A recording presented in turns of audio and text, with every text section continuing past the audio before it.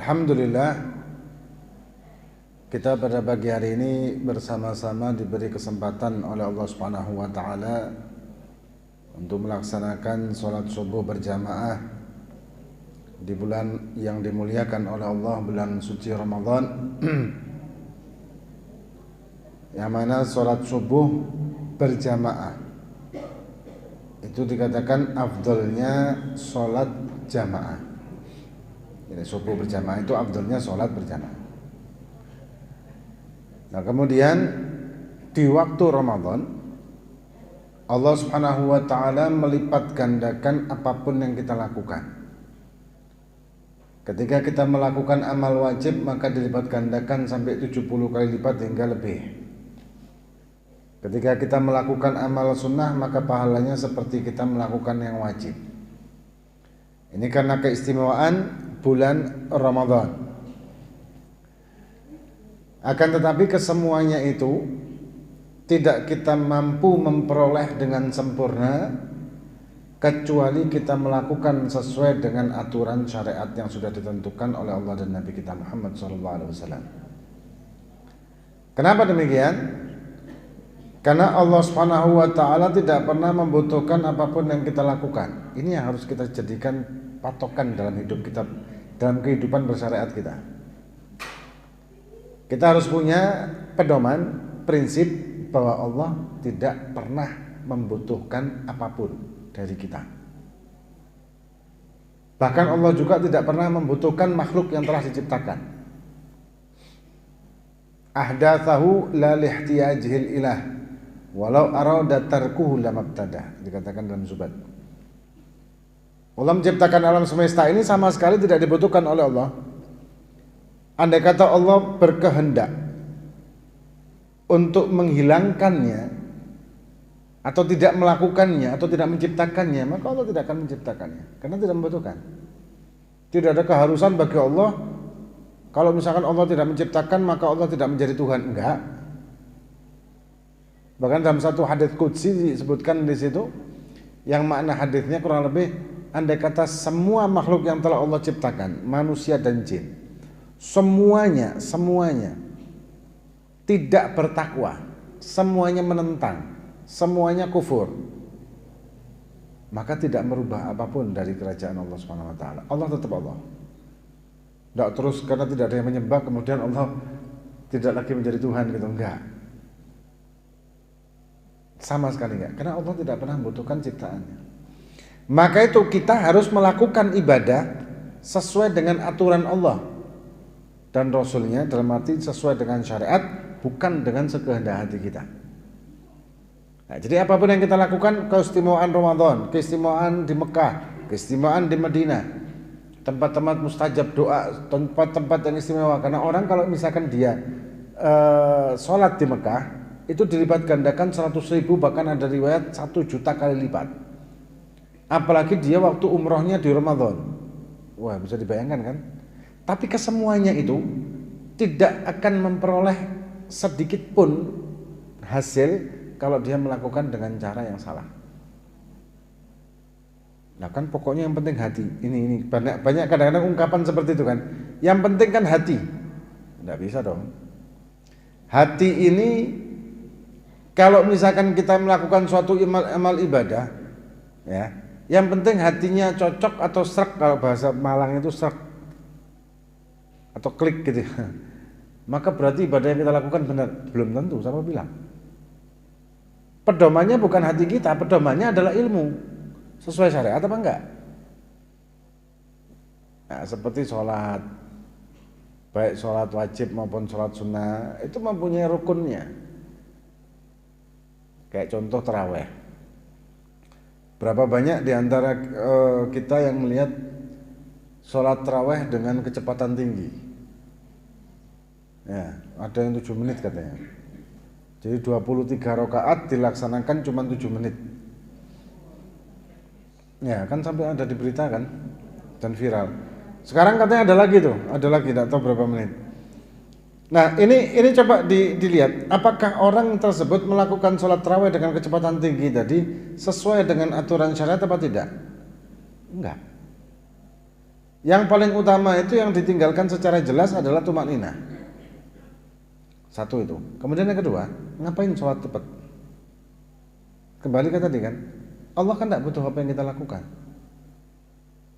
Kita melakukan ibadah ini karena kita membutuhkannya. Kita melakukan ibadah wajib maupun sunnah karena kita membutuhkannya, bukan karena Allah membutuhkan. Nah kalau kita misalkan sholat dengan cepat-cepat seperti itu kan seolah-olah kita menganggap bahwa Allah membutuhkan apa yang kita lakukan, maka kita mengerjakan pokok ngerjakan cepet-cepetan, yang penting kan ngerjakan. Nah ada kata-kata begitu kan, yang penting kan saya sudah sholat, yang penting kan saya terawih, yang penting kayak gini, yang penting. Padahal apa yang kita lakukan tidak dibutuhkan. Kalau tidak benar, tidak sesuai aturan, maka nggak akan diterima kan. Dan semua amal ibadah ada dua kategori syarat. Semua amal ibadah. Kalau wajib ada tambahan jadi 3. Yang pertama syarat sahnya ibadah, kesahan ibadah. Kalau kita tidak melakukannya atau kita kurang melakukannya maka tidak sah ibadah yang kita lakukan. Apapun ibadah itu wajib maupun sunnah ada syarat sahnya.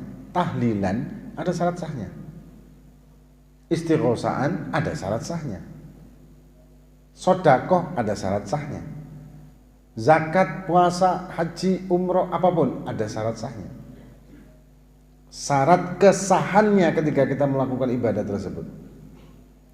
Nah kemudian setelah sah ada syarat diterima ibadah. Karena tujuan kita sholat atau ibadah itu kan untuk diterima atau sholat ibadah yang kita lakukan. Tujuan utama kita melakukan ibadah baik wajib maupun sunnah supaya diterima. Kan itu intinya, supaya diterima. Nah, ada syarat untuk diterima ibadah yang kita lakukan. Ini berlainan dengan syarat sah. Tapi ada keterikatan. Kalau syarat sahnya ibadah itu zahiriyah, umumnya di zahir. Kalau syarat qabul atau diterima ibadah itu batiniyah. Nah ini berkaitan, dalam arti berkaitan dua hal yang berbeda, yang satu zahir, yang satu batin, cuman ada kaitan. Kaitannya apa? Orang yang dia diterima ibadahnya pasti hasil dari ibadah yang sah. Kadang ada orang yang punya pemahaman nggak apa-apa, yang penting diterima walaupun nggak sah. Nggak bisa begitu dong. Kembali ke tadi, yang awal tadi, yaitu Allah tidak membutuhkan apapun yang kita lakukan. Maka kalau kita melakukan tidak sah, nggak mungkin diterima. Wong sah aja nggak mungkin, belum tentu diterima. Yang sah aja belum tentu diterima, apalagi yang nggak sah. Sah belum tentu diterima. Sah belum tentu diterima. Kalau diterima, pasti hasil dari ibadah yang sah. Nah, maka itu kita harus mempelajari kesahan dalam ibadah tersebut. Ya antara lain seperti ya puasa yang kita lakukan sekarang itu ada sahnya, syarat sahnya. Seperti misalnya syarat sahnya adalah kita wajib untuk niat, tabyitun niat. Niat setiap hari di waktu malam hari untuk puasa besoknya. Mulai dari ba'dal maghrib sampai sebelum fajar. Ini mazhab Syafi'i. Ada mazhab Malik. Biasanya kalau lagi musim mau awal-awal Ramadan itu ada broadcast.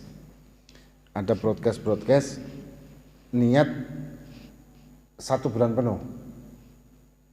Ya, 1 bulan penuh. Jadi broadcast kan sekarang ini kan banyak pengajian via broadcast. Ya ada bagusnya dan enggaknya sih. Bagusnya mempermudah kita, mungkin kita orang sibuk atau apa kan gampang gitu. Tidak bagusnya kadang-kadang tidak bisa dipertanggungjawabkan sumbernya, dalilnya, kadang-kadang ya ngarang-ngarangnya orang atau kadang-kadang ngabur. Ada yang benar, ada yang enggak, harus hati-hati memang. Nah salah satu yang broadcast yang banyak beredar itu di awal-awal Ramadan adalah anjuran niat untuk puasa Ramadan 1 bulan. Dengan harapan ketika dia lupa niat maka ini sudah sebagai pengganti. Sebetulnya tidak begitu. Apakah salah niat seperti itu? Enggak. Kalau mazhab kita adalah mazhab Malik. Kalau mazhab Malik memang niatnya itu 1 bulan penuh di awal bulan aja. Jadi tiap hari nggak perlu niat lagi. Tapi di mazhab Syafi'i wajib tabyidun niyah kulla yaumin. Kalau di mazhab Syafi'i tiap hari. Loh, saya kan karena orang awam kan begini begitu. Kita di Indonesia mayoritas mazhabnya Syafi'i. Amalia yang kita lakukan sehari-hari dalam ibadah itu mayoritas adalah Syafi'i. Yang benar yang mana? Semua benar, tergantung apa mazhab kita kan. Kita tidak boleh merasa benar sendiri dalam mazhab, itu tidak boleh. Kita tidak boleh merasa paling benar dalam mazhab, tidak boleh. Mazhab saya paling benar Syafi'i, tidak bisa. Mazhab saya paling benar Maliki, nggak boleh. Tidak bisa. Kita merasa paling benar sendiri dalam mazhab, tidak boleh. Dalam ormas saja tidak boleh. Dalam majelis juga tidak boleh. Dalam thariqah itu juga tidak boleh merasa paling benar. Yang boleh merasa paling benar adalah akidah. Akidah. Kita wajib malah meyakin bahwa Islam paling benar. Selain Islam salah. Wajib, kalau ini wajib, ini prinsip. Karena ini akidah, keyakinan. Tapi kalau di dalam masalah furu'iyah, apalagi amaliyah, kita tidak boleh fanatik buta dengan mengatakan kita paling benar, yang lain salah. Ya. Kembali ke tadi, kita mayoritas mazhab Syafi'i karena amaliyah yang kita lakukan sehari-hari adalah di mazhab Syafi'i. Maka kita juga wajib untuk melaksanakan ini mazhab Syafi'i ini dalam arti niatnya kita di dalam puasa juga wajib untuk mengikuti mazhab Syafi'i tiap hari. Tiap hari kita niat itu tiap hari, tiap malam. Biasanya kan kadang-kadang habis tarawih diingatkan sama imam biasanya. Kalau di kampung-kampung zaman dulu dilakukan, ya pakai lagu apa nawaitu shaumahuddinnya itu pakai lagu, nggak apa-apa, bagus malah itu. Malah enak habis tarawih biasanya, atau habis buka, atau biasanya habis witir, macam-macam. Itu tidak masalah, bagus malah. Nah intinya kita harus melakukan ibadah sesuai dengan aturan syariat, bukan semau kita. Kembali lagi kita tadi. Nah kemudian ketika kita memulai puasa, puasa ini memulainya dari waktu fajar, bukan dari azan. Bukan dari azan fajar, tapi waktu fajar. Apa bedanya? Beda. Bedanya kalau waktu itu belum tentu azan. Kalau azan berarti telah masuk waktu. Minal fajri ilal maghrib. Dari waktu fajar, bukan dari azan fajar. Azan ini penanda telah. Telah itu berarti kan setelah masuk waktu, sekian menit kemudian baru azan. Penanda telah. Jadi kalau ada orang yang masih menyempatkan makan dan minum menunggu azan, begitu azan dia berhenti, ini batal. Puasanya batal. Kenapa? Karena muadzin tidak mengumandangkan azan kecuali telah masuk waktu. Dan kalau mengikuti biasa di masjid-masjid itu pakai pedoman falak dari Kudus, ulama-ulama Kudus itu memang ahli falak. Biasanya pakai itu. Itu karena ulama-ulama tersebut orang-orang yang warok, yang hati-hati. Beliau-beliau ini ada spare waktu kira-kira sekitar 3 menitan setelah masuk waktu. Jadi untuk ikhtiyat, untuk berhati-hati. Setelah masuk waktu 3 menit kemudian baru adzan. Jadi hitungan jamnya itu hitungan jam 3 menit kemudian. Biasanya kalau yang pakai Kudus ya. Tapi umumnya masjid-masjid di Indonesia pakai itu. Nah, berarti kita kalau masih makan dan minum menunggu adzan, detik-detik adzan, berarti kan kita sudah melewati batas waktu memulai puasa. Batallah puasa kita. Itu satu. Kemudian yang kedua, berbukanya itu ghurub, tenggelam matahari. Ada perbedaan mazhab Syafi'i dengan mazhab yang lain, kalau tidak salah mazhab Hanafi atau Hambali. Ada perbedaan. dalam masalah maghrib. Kalau di mazhab Syafi'i ketika matahari telah tenggelam seluruhnya, itu bisa dilihat kalau kita di lautan atau pantai begitu, atau di padang pasir yang tidak ada gunung, kelihatan seolah matahari tenggelam. Walaupun bukan matahari tenggelam maksudnya, tapi bumi yang berputar. Karena ada istilah bumi datar, bumi bulat. Kalau ada orang yang punya keyakinan bumi datar itu berarti mataharinya yang kecil. Ya, kalau bumi bulat berarti mataharinya itu yang besar dan ada pergerakan bumi. Tapi sebetulnya itu tidak pengaruh secara hukum syariat. Ada yang nanya, gimana orang meyakini kalau bumi itu datar? Ya terserah aja. Maksudnya secara hukum akidahnya nggak ada pengaruh gitu. Mau meyakini bumi datar, mau kotak, mau segitiga mungkin atau apa, itu tidak ada pengaruh, dalam akidah nggak ada pengaruh. Cuman mayoritas mazhab mayoritas ulama-ulama Ahlussunnah wal Jamaah, mayoritas ulama Ahlussunnah wal Jamaah itu meyakini bahwa bumi bulat, itu sesuai dengan beberapa dalil dalam Al-Quran. Tapi ini tidak penting itu. Nah, tenggelam matahari penuh baru masuk waktu maghrib. Tapi ada mazhab lain yang ketika matahari mulai tenggelam sepertiga sampai setengah baru mulai maghrib. Mungkin kalau kita perhatikan di Indonesia ini kayak seolah ada dua waktu azan maghrib. Setelah azan maghrib di sini, tidak lama kemudian ada maghrib di sini. Mana yang benar? Tergantung mazhabnya masing-masing. Semuanya benar tergantung mazhabnya masing-masing. Kita mazhab Syafi'i tenggelam matahari penuh. Setelah tenggelam matahari penuh barulah kita masuk waktu maghrib yang diperbolehkan dan dianjurkan untuk berbuka. Sebelum itu batal kalau kita berbukanya. Sebelum matahari tenggelam secara keseluruhan. Nah, itu bisa dilihat dari jam-jam yang ada di aplikasi mungkin atau di apa, itu bisa ketahuan di situ.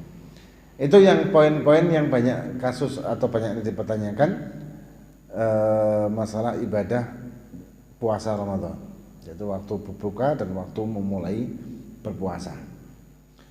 Ini sedikit banyak dan kita buka sesi tanya jawab. Sesi tanya jawabnya bebas, tanya jawabnya bebas. Dan untuk besok insya Allah kalau kita ditakdir, kita besok kita membahas bab zakat. Yang sekarang kita bahas masalah ibadah secara keseluruhan, kesahannya dan diterima ibadah tersebut.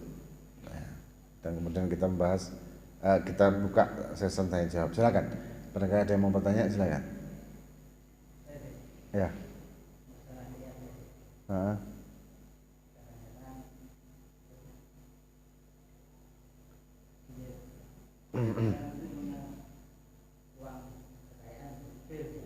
Ya.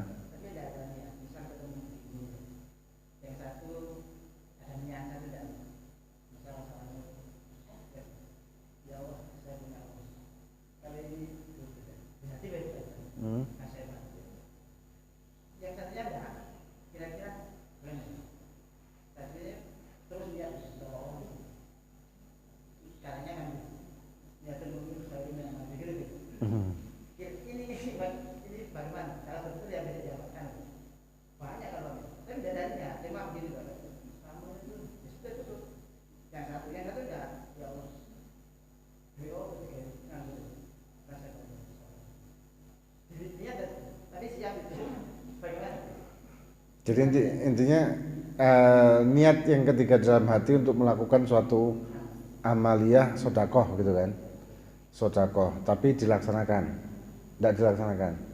Tapi sudah kadang-kadang tersinggung kalau orang kaya begitu.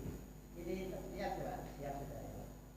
Ini ada uang kalau kita kali ini betul saya siap. Yang satunya tidak ada niat kalau hidup 50 tahun, pokok betul ya salah mau. Enggak, cuek gitu. Nyala yang dua ini bagaimana? Keadaannya sehat-sehat. Begini aja, ketika kita melakukan satu amal, maka harus kita melakukannya dengan niat. Ada niat secara rinci, ada ibadah yang wajib niat secara rinci seperti sholat. Ya, sholat itu terbagi 3 niatnya. Kalau sholat fardu maka harus ada 3 kata. Usolli fardal, menyebutkan sholatnya apa. Usolli fardal subhi, usolli fardal duhri, usolli fardal asri, dan seterusnya. Kalau dia makmum maka ditambahi wajib, ditambahi makmuman. Ya, wajib itu niat secara rinci tersebut di mazhab Syafi'i sekali lagi. Kemudian ada yang niatnya ini secara global, maksud dan tujuan. Karena niat itu apa sih? Al-Ghazd. An-niyah huwa al-Ghazd. Ghazd itu maksud dan tujuan. Tujuannya apa kita melakukan ini? Ada orang yang misalkan tanpa niat itu kayak sodako tadi. Orang mengeluarkan duit kemudian memberikan kepada orang lain. Walaupun tanpa niat yang dirinci di dalam hati, tapi kan ada maksud dan tujuan ketika dia memberi. Maksud dan tujuannya apa dia memberi? Kan pasti ada tuh. Nah, ini yang dinamakan niat. Kalau dia maksud dan tujuannya ingin sedekah, membantu orang yang membutuhkan, maka dia kan mendapatkan pahala. Kalau hanya niat saja tanpa ada pelaksanaan, ya nggak dapat apa-apa.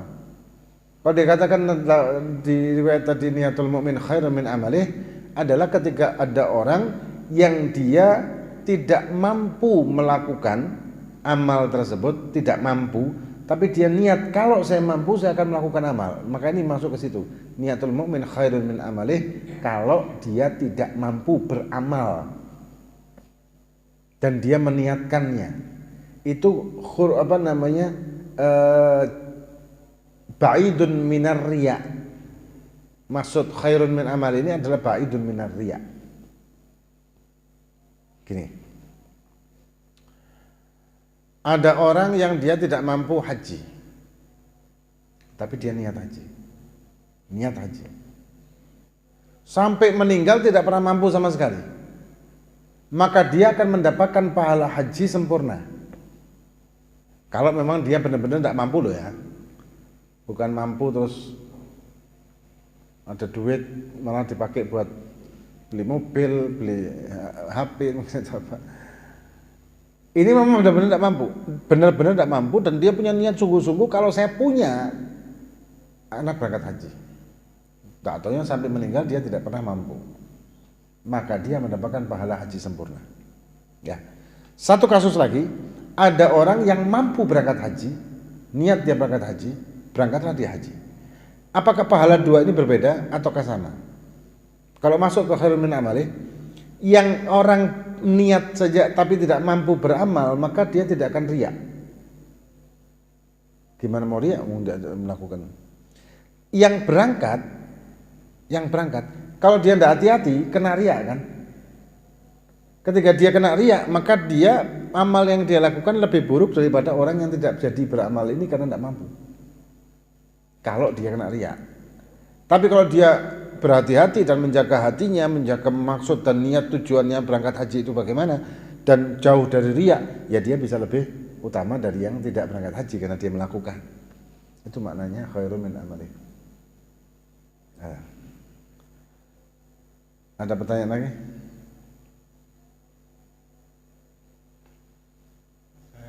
Ya.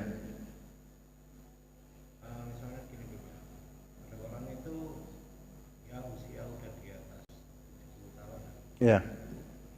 Dengan kondisi sekarang ini kalau mau haji kan nunggunya lama. Iya. Kita daftar haji sekarang kan nunggunya masih Berapa? 30 tahun ya? Nah, itu sudah disadari misalnya. Sebaiknya dia itu menunggu sampai dia bisa haji atau enggak karena umur sudah apakah sebaiknya dia itu melakukan ibadah umroh atau gimana? Kalau ada orang kayak zaman sekarang memang luar biasa sih. Kita daftar sekarang 30 tahun lagi kalau nggak salah ya. Ya 30 tahun. 30 tahun. Nah kalau misalkan daftarnya 50 berarti berapa? Nah, terus gimana? Kalau misalkan dia tidak mampu, ya tidak mampu dia untuk berhaji karena kondisi memang tidak mampu, benar-benar tidak mampu, tapi dia mampu untuk umroh, tidak apa-apa, umroh dulu. Kalau dia mampu berhaji tapi kondisinya yang tidak memungkinkan, kondisi dalam arti tadi daftar sekarang 30 tahun lagi berangkat, kemudian dia berangkat umroh aja, boleh tidak apa-apa juga. Ya orang kan kangen rindu sama Kanjeng Nabi, pingin berangkat kepada Kanjeng Nabi, kan ada kayak gitu toh. Nah, maka dia berangkat untuk ziarah. Dia tidak mampu haji tapi dia berangkat umroh, mungkin umroh kan daftar sekarang bisa berangkat sekarang. Kalau haji daftar sekarang dengan jumlah uang yang sama mungkin, tapi berangkatnya 30 tahun kemudian. Dan dia keburu sudah kondisi fisiknya dan sebagainya kan. Umroh dulu gimana? Tidak apa-apa. Tidak masalah. Jadi tidak ada larangan untuk itu. Betul. Maksud saya bukan itu. Maksud saya itu dia nggak mau umroh. Dia tahu kondisinya seperti ini.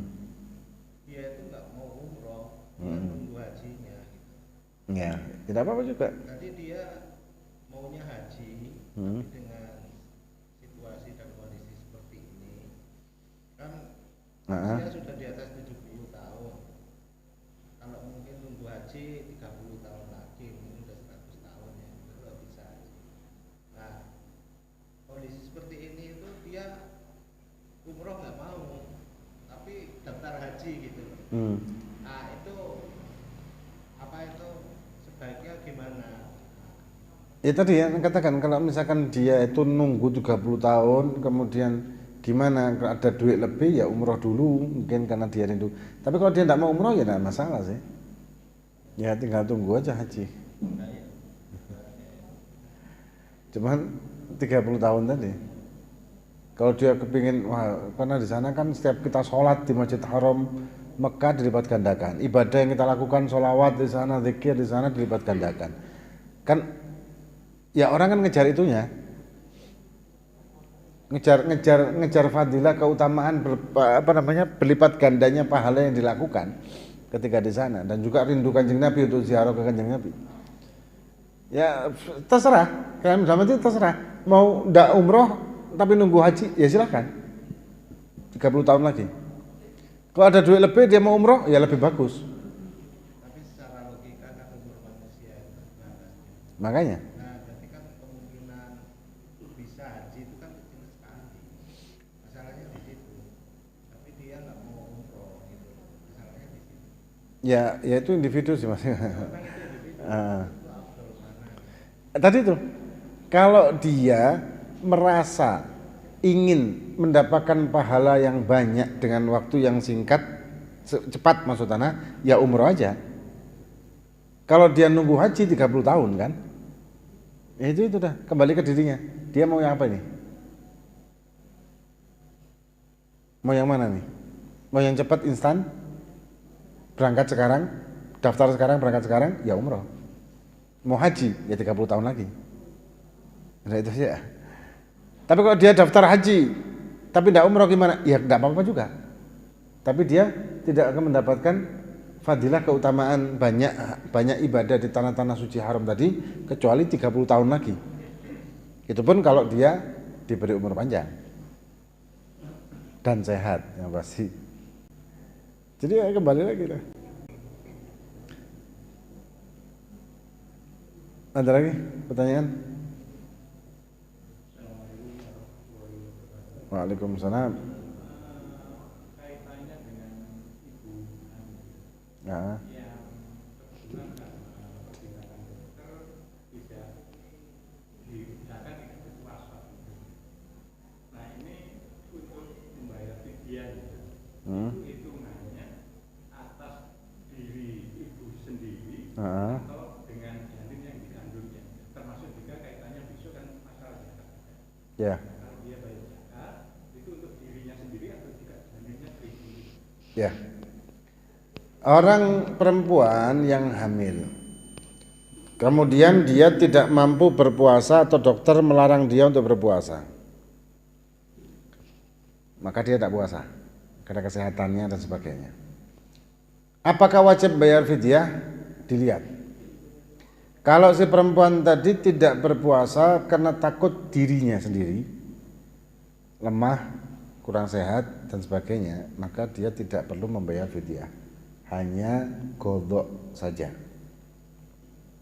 Tapi kalau dia takut juga janinnya kenapa? Takut janinnya kurang gizi, kurang sehat. Jadi dia takut janinnya, maka dia di samping qadha wajib bayar fidyah. Kemudian untuk pertanyaan kedua, masalah zakat fitrah. Bagi wanita hamil yang masih ada janin di dalam perutnya, belum lahir, di waktu Ramadan belum lahir, maka tidak wajib dikeluarkan zakat fitrahnya atas si janin tersebut. Wajibnya zakat fitrah adalah bagi orang yang hidup di Ramadan, akhir Ramadan dan awal Syawal. Contoh begini. Ada bayi lahir sebelum maghrib malam lebaran. Anggap sekarang hari apa? Selasa. Besok Rebu. Anggap besok ini Idul Fitri. Besok Idul Fitri. Sebelum maghrib, nanti sebelum maghrib, hari Selasa sebelum maghrib, lahir bayi. Lahir bayi. Dan bayi ini masih hidup sampai adzan maghrib. Hidup. Maka si bayi tersebut wajib dikeluarkan zakat fitrahnya. Kenapa? Karena hidup di Ramadan dan di Syawal. Walaupun mungkin setelah itu meninggal si bayi. Tapi meninggalnya habis maghrib. Lahirnya sebelum maghrib Ramadan, meninggalnya ba'dal maghrib malam lebaran. Maka wajib dikeluarkan zakat fitrahnya. Atau ada orang yang meninggal sebelum maghrib malam lebaran, maka dia tidak dikeluarkan zakat fitrahnya. Tapi kalau meninggalnya ba'dal maghrib lebaran, malam lebaran, maka dia dikeluarkan zakat fitrahnya dari warisan. Ada lagi?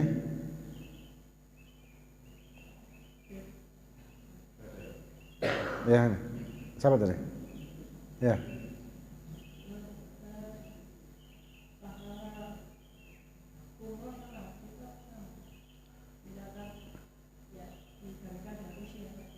Nah, pahala haji dan pahala umroh jelas berbeda. Karena haji ini wajib sekali seumur hidup. Kalau umroh itu ada pendapat ulama yang mengatakan sama kewajibannya seperti haji, ada yang mengatakan tidak. Kalau fadilah keutamaannya, pahalanya lebih besar haji memang. Prosesnya pun lebih panjang haji. Haji itu mulai tanggal minimal haji itu mulai tanggal 9, 10, 11, 12 itu minimal. 4 hari ini minimal haji. Ya minimal, sekali lagi minimal haji mulai tanggal 9 Arafahnya, kemudian 10, 11, 12. Ini kalau mengambil nafar ula. Nafar tsani 13. Nafar ula kapan 12. Ini minimal haji 4 harian. Tapi kalau umroh, minimal umroh 4 jam lah paling enggak. 4 jam aja per umroh. Apalagi sekarang ada skuter itu. Ada ini skuter. Skuter itu malah Masya Allah itu cepet banget itu. Biasanya orang kalau tawaf itu paling enggak membutuhkan waktu berapa ya? Setengah jam lebih lah, hampir 1 jam. Kalau sa'i itu lebih panjang lagi. Ya. Sa'i itu kalau tidak salah 4 kilo. Totalnya itu 4 kilo. 4 kilometer. Jadi panjang banget, bisa sampai 2 jam. Nah, tapi kalau pakai skuter cuma berapa menit aja. Pakai skuter berapa menit. Kebetulan anak kemarin kan juga mimpin jamaah. Dan anak pertama kali pakai skuter kemarin itu karena ada salah satu jamaah ibu-ibu yang dia sudah gak kuat ya, karena punya penyakit, sudah tua juga. Akhirnya minta naik, kita arahkan ke skuter. Anak ngawal dia ke skuter ya, sekalian kita ikut juga. Yang tawafnya sudah kita lakukan dengan jalan. Berapa menit ya? Mungkin enggak sampai setengah jam. Pakai skuter. Ringan banget. Safa Marwah, bahkan sampai kita lupa kelebihan. Mestinya kan 1, 2, 3, 4, 5, 6, 7 kan ya. Kelebihan 8. Loh, ini keliru, apa kelebihan ternyata 8, ada balik lagi jadi 9. Tapi kalau jalan, masya Allah, jadi proses umroh malah lebih cepat. Bahkan kalau mampu dan orang ini kuat fisiknya, dalam 1 hari dia bisa 4 kali umroh. Asal fisiknya kuat sih. Kalau fisiknya tidak kuat ya. Ada lagi? Nah, tadi ada yang mau tanya tadi. Waalaikumsalam.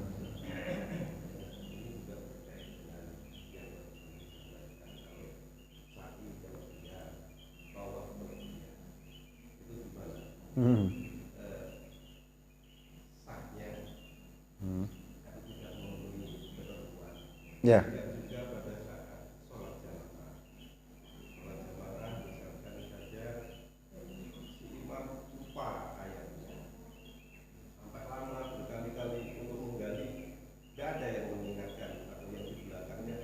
Kemudian yang jauh juga mungkin nggak lupa, sehingga ayatnya keliru juga. Atau mungkin jumlah rokaatnya berkurang, atau mungkin bahkan bertambah karena lupa. Ya. Antara imam juga lupa rokaatnya, yang makmum di belakangnya juga lupa juga. Makmum sama imam sama-sama lupa. Ketentuannya supaya yang di belakang imam itu supaya memenuhi ketentuan syariat yang bisa nanti menjadikan sah sholatnya gimana? Ya. Yang pertama tadi masalah sa'i nambah umroh apa tawaf nambah. Apakah menjadikan kesahannya? Tetap sah karena 7 yang sah itu kan 7, lebihnya itu tidak dihitung. Beda dengan kecuali kalau kita meyakini bahwa ini harus 8. Ini kita meyakini ini harus 8. Sama kayak kita sholat. Sholat ternyata kelebihan rakaat. Baru sadar setelah selesai sholat. Sah nggak sholatnya? Hah? Sah. Kecuali kita meyakini bahwa sholat subuh itu harus 3 rakaat. Tidak sah dari awal. Jadi kita sholat subuh nih, kita merasa ini masih rakaat pertama, padahal sudah kedua, ditambahilah 1 rakaat. Setelah dia tasyahud awal, setelah dia tasyahud akhir, assalamualaikum baru ingat, iya ternyata 3. Ingat anak sekarang, 3 rakaat tadi. Gimana? Nambah kan? Iya. Batal enggak? Enggak. Kenapa? Tanpa sengaja. Beda dengan dia meyakini kalau subuh itu 3. Itu tidak sah dari awal sudah kalau kayak gitu. Sama kayak umroh tawaf dan sa'i ya sama kayak gitu. Tadi yang kasus Ana sendiri tadi itu karena keasikan naik skuter. Karena kan Ana sambil baca sambil ngawal si ibu dan anaknya. Ada dia berdua orang di skuter yang lain, kita ngawal karena kondisinya dia kesehatannya ya. Jadi kan kita fokus sama ibu itu sampai bingung ini hari hitungannya nambah. Kemudian yang kedua tadi pertanyaannya, kalau misalkan ada imam yang dia tidak tahu bacaan qiraah surat setelah Fatihah, apa yang harus imam lakukan kalau makmumnya juga tidak mengingatkan? Ya lanjutkan sholatnya, rukuk langsung.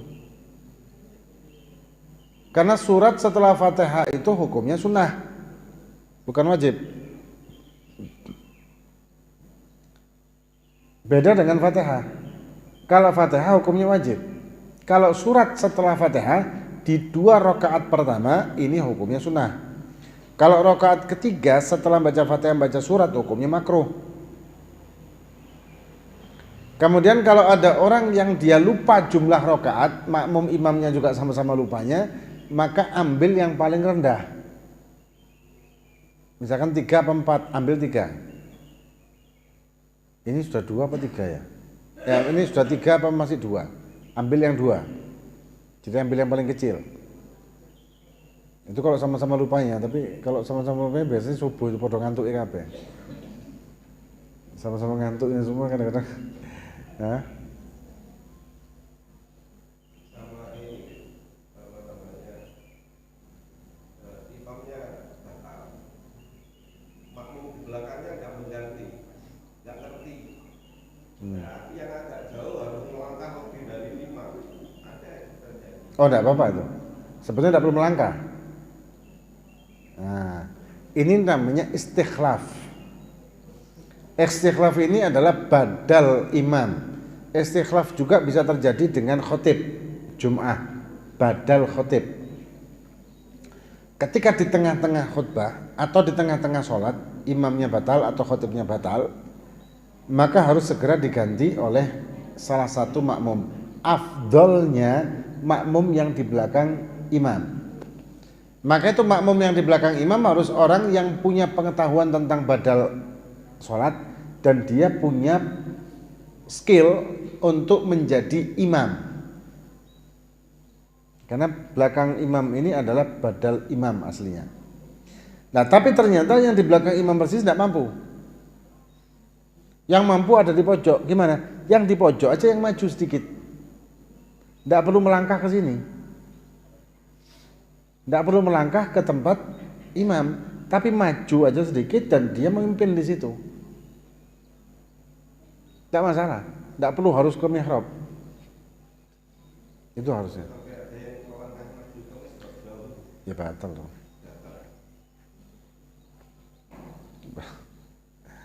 Karena dia melangkah dengan langkah, kecuali melangkahnya tidak membatalkan, tapi ya repot juga. Gimana cara melangkah yang kalau dari jauh tidak membatalkan? Gimana caranya? Pelan, satu, diem lagi, satu, diem lagi.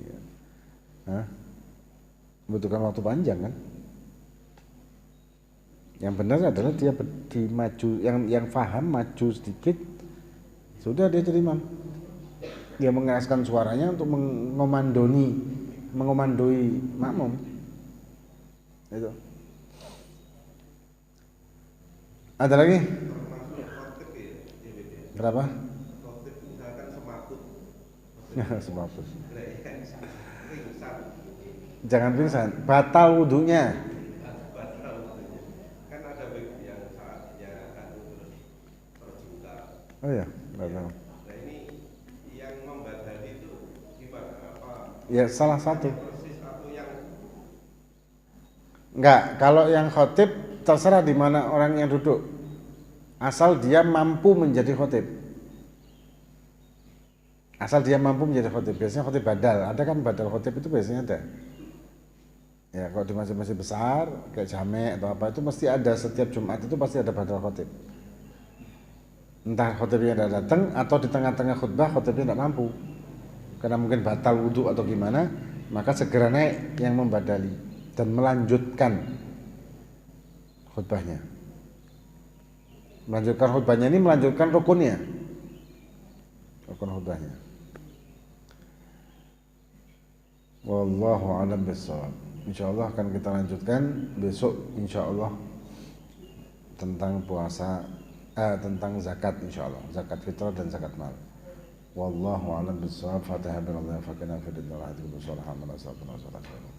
Alhamdulillah. Al-Fatihah.